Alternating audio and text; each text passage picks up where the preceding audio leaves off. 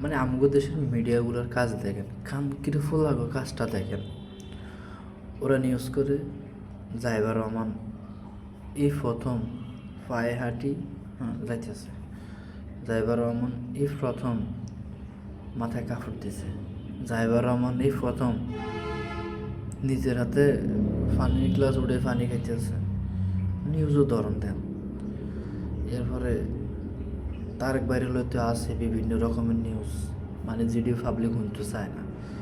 আর প্রকৃতি কোনো নিউজ এরা প্রচার করে না। এই জায়গায় কালকে একটা মেয়ের বাপের সামনে থেকে জোর করে নিয়ে গিয়ে হত্যা করছে বিএনপির কিছু নেতা। হত্যা করার পর দিয়ে মামলা করছে, ভুক্তভোগীরা মামলা করছে। মামলা করার কারণে ওই মেয়ের বাবারে এলাকা ছাড়ার হুমকি দিছে, মামলা না নেওয়ার হুমকি দিছে। মানে আইনিভাবে যতগুলো হ্যারাসমেন্ট করা দরকার সব করা হয়েছে। এরপরে মামলা নিছে এলাকার মানুষের বিক্ষোভের কারণে, থানা ঘেরাওয়ার কারণে মোটামুটি মামলা নিছে। এইগুলো কিন্তু আমাদের গণমাধ্যমে উড়িয়ে না।